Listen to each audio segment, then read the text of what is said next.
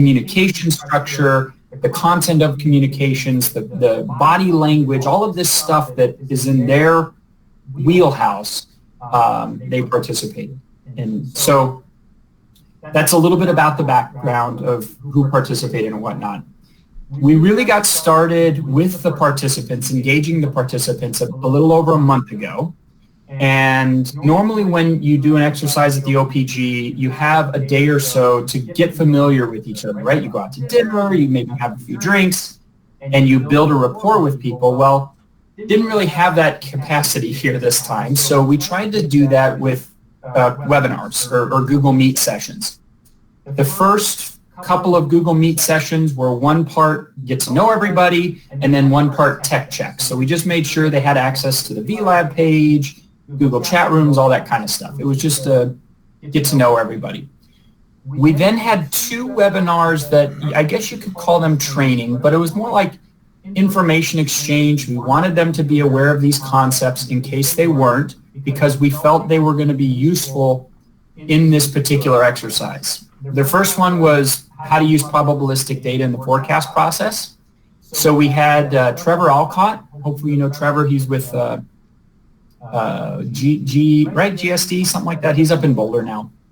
And Matt, help me out, Chad, Western Region, Jeglum, thank you. Matt Jeglum, who we consider both of these individuals to be pretty advanced in the terms of probabilistic understanding. They've developed probabilistic products that are used in the field. So they were top notch. So they give about an hour and a half, 2 hour webinar on how to use probabilistic data in the forecast process.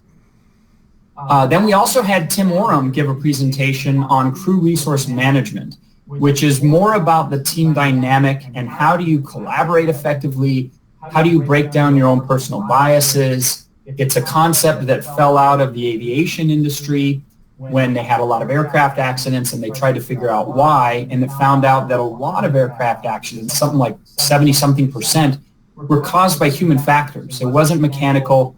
It was co-pilots trying to bring something important to the attention of the pilot, and the pilot saying, yeah, shut up, rookie, you know, I don't need to hear you. Or it was a method of communication that was unclear, like, hey, did you see the altimeter? Okay, what are you trying to tell me? I'm trying to tell you the altimeter is broken, we're about to crash into a mountain, is what they should have said. The point is, we brought both of those pieces of information to people's attention, hoping that it would help in the collaborative process. We had our 3-day virtual exercise last week, Tuesday, Wednesday, Thursday. It ran from 9 a.m. Central to 2 p.m. Central. We did give them an hour and a half break for lunch, and then the last hour of the day was set aside for a debriefing where we just talked about what happened. Each day began with a briefing from our OPG SU, Matt Foster, who actually used Cloud AWIPS, a Cloud AWIPS instance, to talk about the weather as if he was the midnight shift. And he was briefing all of the participants at once. And then we gave them about an hour to analyze data. We developed a VLab page that they could go to and find all kinds of data in one place and try and develop their reasoning for answering a very simple question. Do you think the NBM is representative or not? And the NBM QPF, because this was a QPF eval. Do you think it's representative or not? And is there anything you want to talk about, right? Do you want to talk about the QPF, or do you want to talk about messaging impacts, etc.? And after that hour and a half or so hour of analyzing data, we then asked them to indicate whether or not they wanted to have a collaboration session in chat. And if the answer was yes, then on day one, they conducted a traditional collaboration phone call, conference call. On days 2 and 3, we varied the method of communication. So day 2, they were able to use Google Meets. And on day 3, we integrated an AGOL dashboard, which I'll show you in just a second, as a way to help communicate the message. And then they had their collaboration session. And after the collaboration session, we tasked each individual with some kind of deliverable, which was usually a writing exercise, such as what would you tell your emergency manager based on everything that happened today, right? And they want to know What impacts should we expect, et cetera, et cetera. So that was the basic flow of the day, by the way. We simulated an event. We didn't simulate. It was a real event for March 13th through the 21st. It was a heavy rain event. There was multi-day rain event that impacted Oklahoma, Arkansas, a little bit of Louisiana, Missouri, and it was a pretty classic atmospheric river event that just sat over their area for a few days. There was one day in particular, I think it was the 20th or 21st of March, where there was a high number of flash flood warnings and some river flood warnings. But we intentionally selected an event that wasn't your headline-making event, right? It wasn't a hurricane. It wasn't 14 inches of rain in 7 minutes, because we all know that in those events, that's when collaboration happens.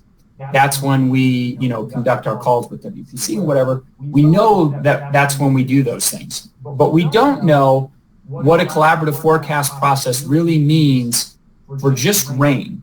And over a 7-day period, how often do you want to talk to WPC to let them know that you want changes to the starting point, right? Because that's really what the CFP is all about. It's about communicating with your neighboring offices in WPC that the starting point, the NBM, is not representative and you want them to change it. So we presented an event that was somewhat high impact. There were flash flood warnings, etc., but it wasn't catastrophic. That was actually a rather interesting aspect of the exercise, because the rocks had a real difficult time trying to figure out how they fit in within that scenario, because typically the rocks facilitate conference calls when there is a high impact event, right? Hurricanes, major flooding, severe weather, and they're really there to help make sure everybody's on the same page with your message, that your headlines are consistent. They don't care if you have 1.2 inches of rain or 1.4. They're there to make sure everybody's on the same page. Well, for the first 2 days of the exercise, the real high impact event, if there was one, was actually like 4 or 5 days into the future in this exercise. So it's not traditionally when the rocks would be involved anyway. So we had to kind of talk through that. What did that mean? And does that mean the rocks are not going to be engaged in these collaboration sessions when they're mainly about QPF and representativeness? Does that mean they only get engaged for the high impact events to work on messaging? There's a lot of questions we're going to answer over the next month or two as we write this report, but that was kind of an interesting thing. So I'm going to share my screen now and show you some stuff, if I may. And by the way, chat or talk, it's A-okay. So I'm going to start with one of our evaluation manuals. So this is what we gave people every morning, and it was a slightly different manual each morning based on what we wanted them to focus on. And so you can see how we broke up all of the different participants. There, like I said, there was about 10 of them. The Southern Region ROC had different people participating. That's why you see 2 names. We asked them to represent these 4 offices, and we identified the purpose for the day, what method they were allowed to use to collaborate. Like I said, it varied each day. We gave them deliverables, and then we presented them with a schedule. And so each schedule had links for where they were supposed to enter their data or collaborate, things like that. It was pretty straightforward. We didn't make this overly complicated because, again, with the virtual nature, we were afraid of things just going way off the rails, and it would be much more difficult to bring it back together if we were not in person. So that's a little snapshot of our eval manual, and it was variable based on your position too. So the RFCs had a different one, the ROCs had a different one. Here's an example of the chat rooms. So the observers, like I said, there was 30-something of us in there. We had our own chat room in addition to the participants' chat room. So you see that some of our conversations are kind of, frivolous and comical. Gina was one of our social scientists. Jason Jordan, some of you may know, was a forecaster in Lubbock. He's now with OCLO.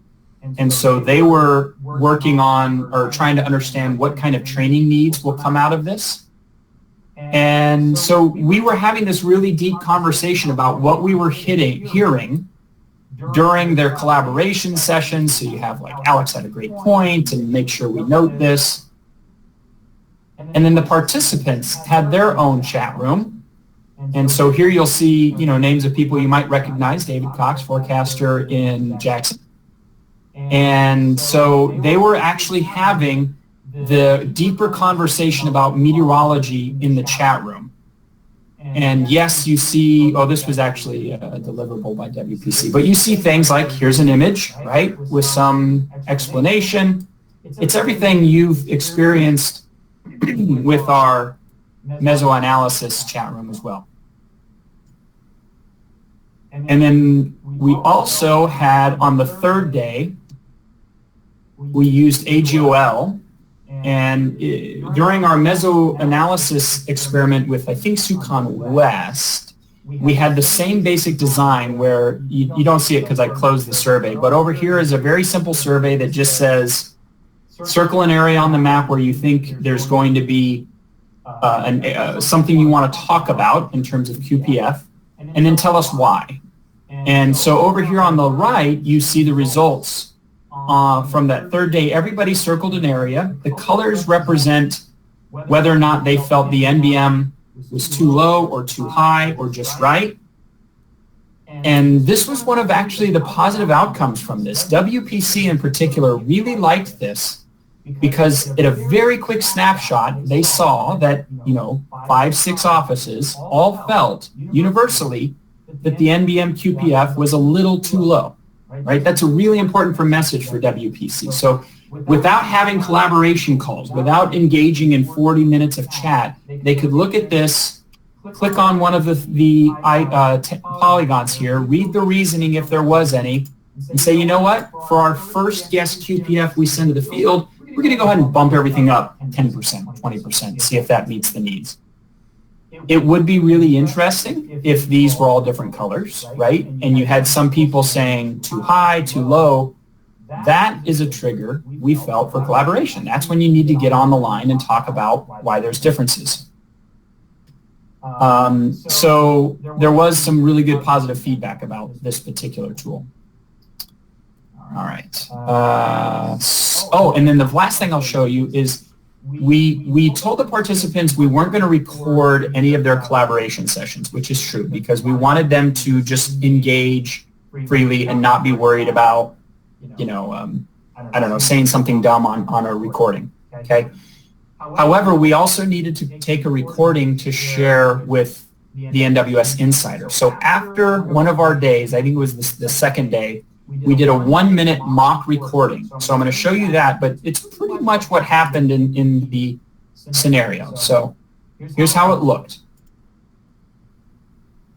Hi everyone, thanks for joining us today on this collaboration call. I know that there was a little uncertainty as to whether we officially needed a call today, but I just wanted to kind of quickly get us all on the same page with respect to this, and it's days 3 to 5.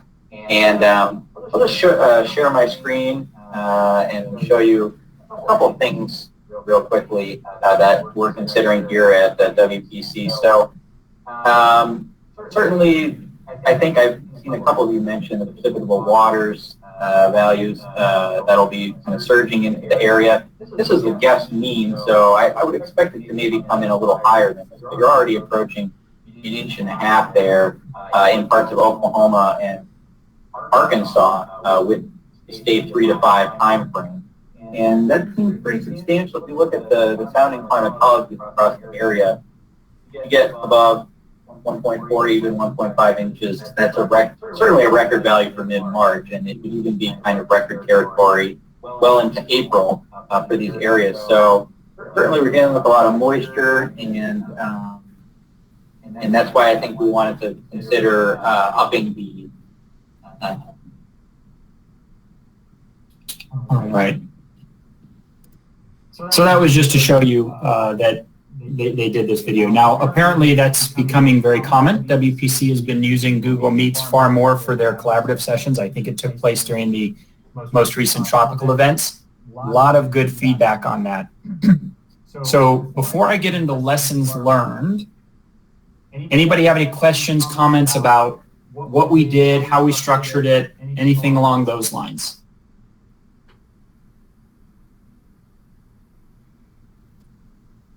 A quick question. So can you speak a little bit about, I was only able to observe, bits and pieces. Speak about when there was this disagreement, even though they already said, everybody agreed it's a bit too low. So did they then incorporate, probabilistic information, visualizations or probability of exceeding, we would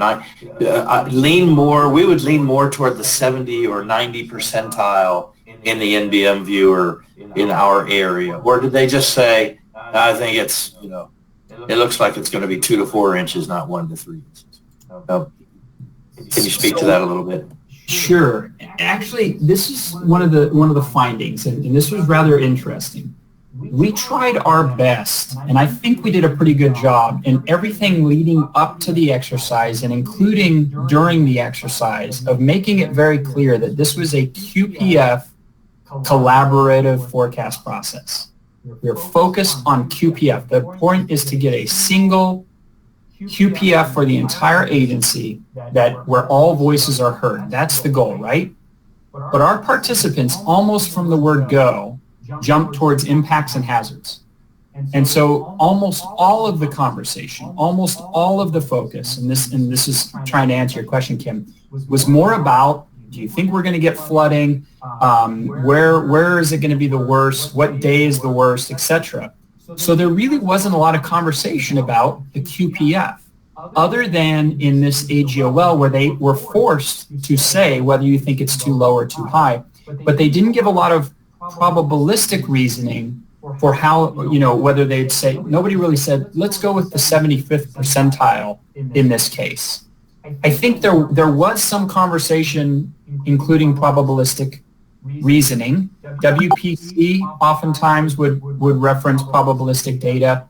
And then there was also a Google Meet session set up specifically for the Little Rock office, because that was the only office, if you noticed in that agenda, that had 2 forecasters representing one office. So for the entirety of the exercise, they had their own personal Google Meet so they could simulate like sitting next to each other in an office. They would talk about probabilistic data. Now that could be because one of them was Jared Klein, who's the SU in Binghamton, and he's very passionate about probabilities. So they were saying things like, have you seen the 90th percentile of this? But it really wasn't in the context of changing the QPF. It was in the context of whether or not they thought they were going to get flooding. So that was one of our really interesting, not sure how to deal with this in the report moments, right? Because we clearly want, as an agency, people to focus on the impacts and the messaging. But at the same time, we're trying to achieve a single, deterministic QPF, and nobody really seemed to care about that. And maybe that was the nature of the participants that we selected. These are people that are generally on the more progressive side of the agency.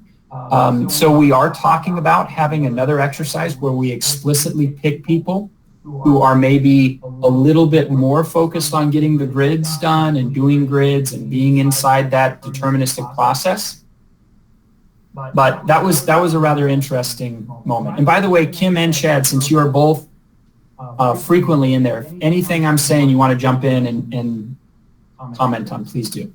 Yeah, I think that's right. I think a lot of the science on is the representative or is the NBM representative took place in chat, right? Like before you got onto this group call or this group video call that WPC ended up running. And I thought that was really interesting how they just wanted to collaborate threats and impacts. And honestly, and I think we flat out asked them on the second or third day, like nobody's complaining about not touching the grids, right? You're giving your feedback to WPC, but then you're allowing them, that one person, to make the deterministic QPF for all of you that you're not going to touch, right? And I thought that was really interesting because I thought there'd be more pushback to that concept. That's interesting. So I mean, I guess there are some positive viewpoints to be derived from they want to focus on impacts. I do wonder, though, is it, since you did emphasize some training in probabilistic terminology and calculations and so on, visualizations, is I don't know, was the lack of connecting the dots, was there any element of we're still not completely comfortable thinking about visualizing, forecasting in that space, or do you think it was almost all because we just need to focus on the impacts and the actual numbers are less important? It might have been. There could also be, the bias of bringing people in for an exercise when traditionally exercises are focused on these high impact events where it's, can you get the tornado warning right? Can you get the warning right? So they might have just been primed to think about getting the warnings right. And since we didn't explicitly say, I don't care if you issue a warning or not, that could have been it. I will say that there were people that were sharing things like the situational awareness table, NAIF's maxed out PUW climatology. There were comments on lots of information on the extreme nature of the PWAT in using ensemble data and relative to climatology. That was a big focus, but I don't know. I don't. We're going to have to really kind of dive into some of those deeper questions, Kim, to figure out how to answer that. Okay. Yeah, that's interesting. Hey JJ, did you guys specialize a collaborative time window? Like, say, we're going to just talk this time because we realize we got to get the products out, after this collaboration session. Yes. So the first day, we set it up where we had a specific time, and we said, don't quote me, it was like 10:30. By 10:30, that's when you will collaborate, right? And if you want to, we didn't force people to have a collaboration call or a video meet. We just said on the first day at 10:30, you need to do it or not. But right off the bat, people were in chat collaborating. That was immediate. Bang, bang, here's what I'm seeing, here's what you're seeing. And that was a pretty nice, fun aspect of the exercise, but we didn't know if that was going to happen or not.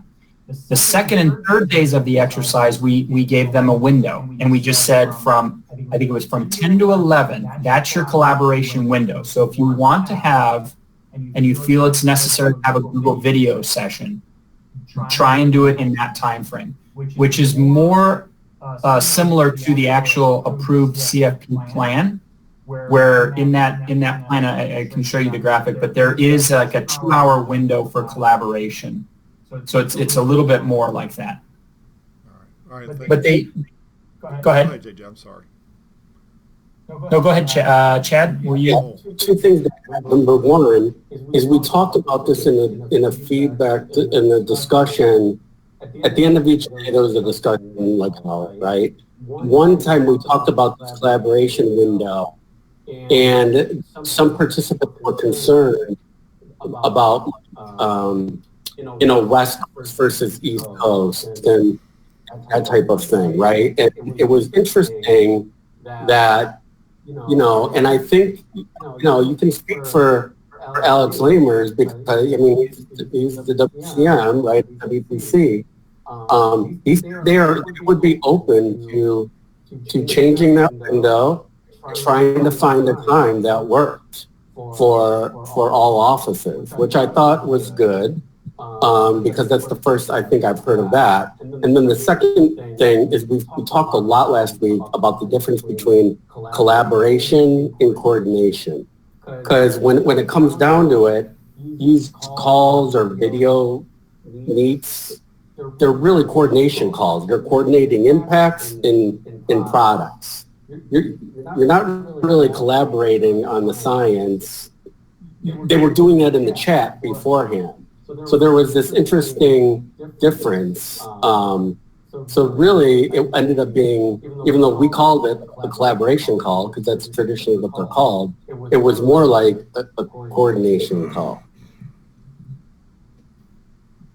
That was one of our findings and preliminary findings that I think we're going to discuss in the final report, which is both in this exercise and in the broader context of Weather Service collaboration calls, we find that it was more collaborative and negotiative in nature than it was collaborative.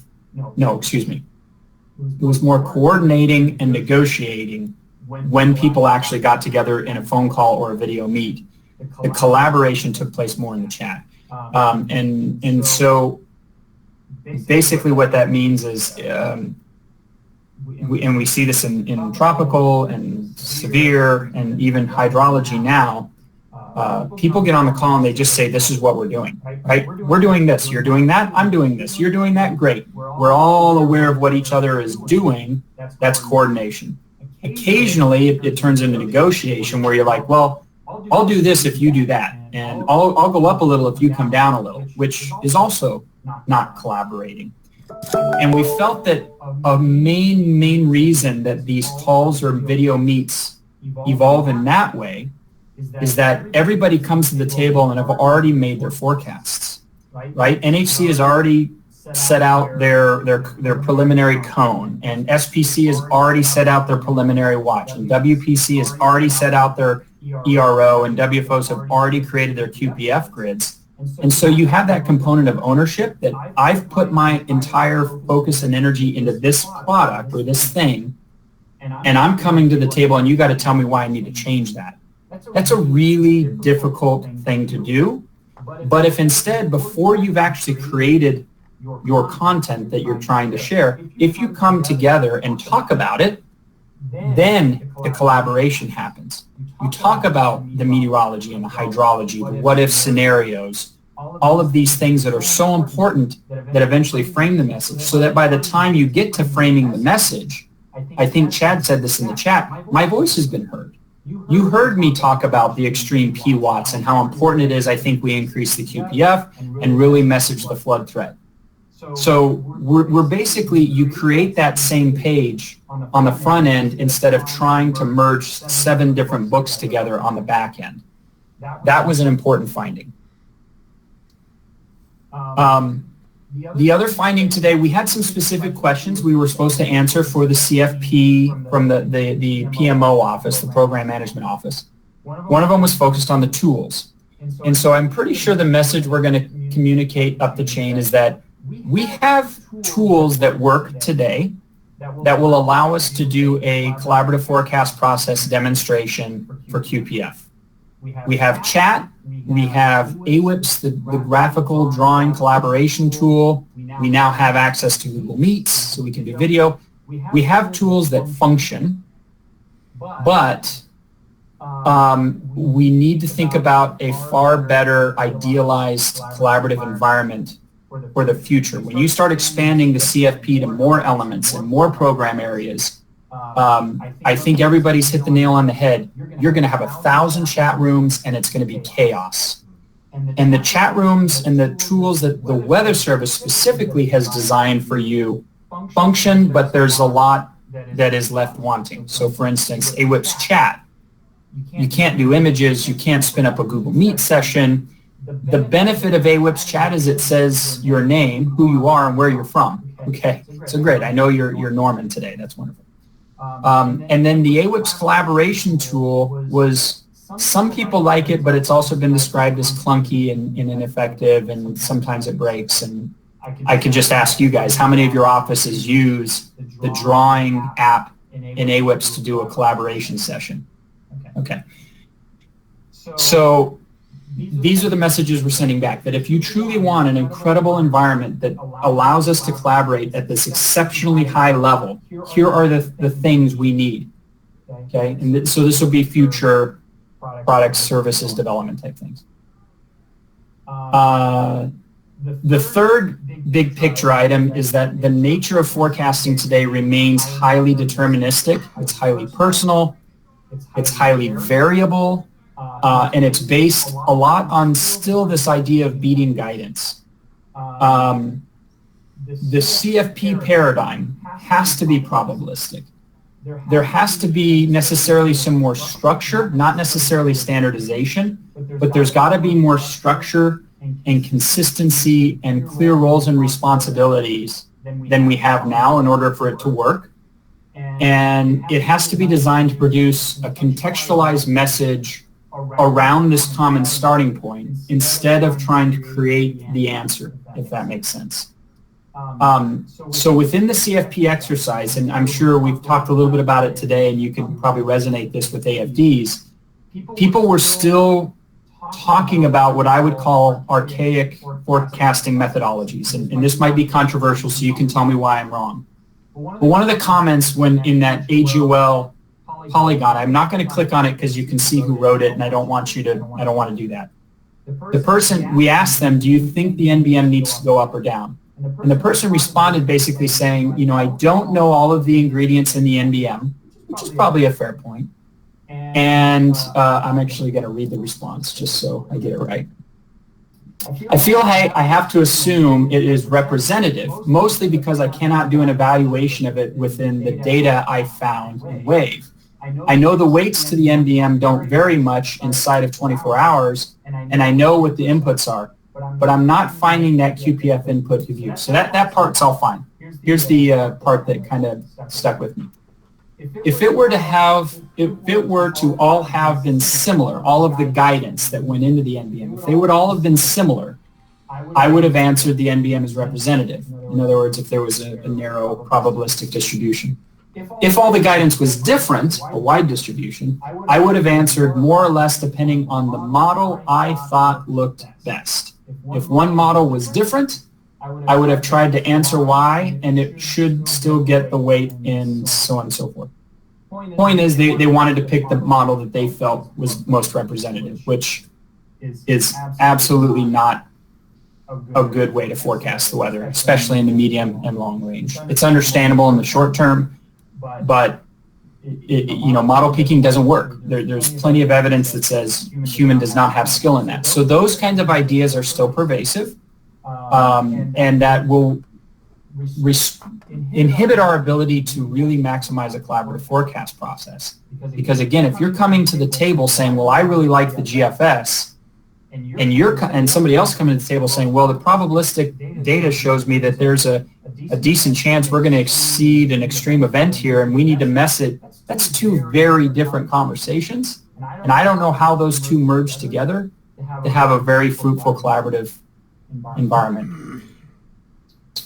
So that's something that we'll be talking with SSDs about, by the way, after this, is because that really goes beyond, a little bit beyond the report we'll send in for the CFP, but we're thinking maybe a white paper, a voice of the scientific community in the Weather Service that says the nature of forecasting has changed, and this is how we need to start thinking about it. That could be something. And then the last thing I'll say in my last couple minutes is that, and this will be probably the most controversial statement, but because all of the future CFP initiatives will inevitably involve national centers, at least all of the ones I can think of, fire, hurricanes, severe winter, I think what we learned in this exercise is that it's really vital that we all share a common process, right? Same starting point, same timelines. When you're working with 4 time zones across the entire CONUS, you can't get into pre-existing product structure and timelines that define when you collaborate or when you analyze data. It breaks. You have to base everything off of a common timeline, which is, in this case, the NBM, right? You get the NBM at a certain timeline, that's when you kick off the process. You can't wait for the next model run to come out or the next model run to come out, which is also faulty meteorology, by the way. There's a lot of evidence for that. And this is pervasive in our national centers right now, right? Well, I'm not going to issue my tone until the new European comes out because I need that data. Well, it turns out you really don't. You can make that decision right now, and you can use that as a kickoff point for conversations and collaboration. So that's going to be a big hitter topic. Basically, we either go with the CFP or we don't, but you can't have hodgepodge of CFPs because this is fire and this is hurricanes. It's going to break down and it's going to be chaos in the field. So anyway, anything else I missed, Chad, Kim? No, I think you got everything. We have some. I want to talk about just quickly about the the model picking thing, and I agree that's a bad approach. However, we need deterministic models to understand how the atmosphere could evolve. Yes. Right? So that's one solution in many, right? You treat it like an ensemble member. I know that probably that's not done quite a bit based on the couple comments by Dan and Brian in the side chat. But we need those because you can't do that with ensemble guidance. You can't do that clearly with the NBM. So in order to, for example, if you have a QPF PDF that's skewed to the right, to the positive end, there's a lot of high impact events potentially pulling it towards higher QPF amounts. And while I know it's only a couple solutions, Euro, GFS, etc., it's important to analyze those to determine just how the atmosphere is evolving, to determine if you can have more confidence maybe in the right side of that PDF. That's one reason why we wanted to give you all these weather bell accounts, and I think that we need to, if there's time, we need to talk about that. But you can dig deep, and there's displays in there that show every member of the Euro ensemble. It's not all fields, but and you can kind of pick and you can kind of look for clusters, right? Okay, so if it looks like this, I'm getting more QPF, right? If it's not like in this example that JJ and they did last week, it was more of like multiple waves, so weak short waves being going over the same area day after day. That's more of a heavy rain scenario than a cutoff deep low that quickly ejects through up to the Great Lakes. Sure, you get some heavy rain, but it's over, right? It's not in conceptual. You need to understand the conceptual models to do this. So, my point is, we need that data though. But as long as forecasters aren't saying, well, this is the solution, and they try to put that solution in the PDF. That's easier said than done, but it takes people to play with that data and try to do that and try to learn and brainstorm. So. Hey guys, I think when it comes to hazards, when it comes back to hazards, like you're in the scenario you presented there, that could lead toward influencing like a flash flood watch or a flood watch, okay?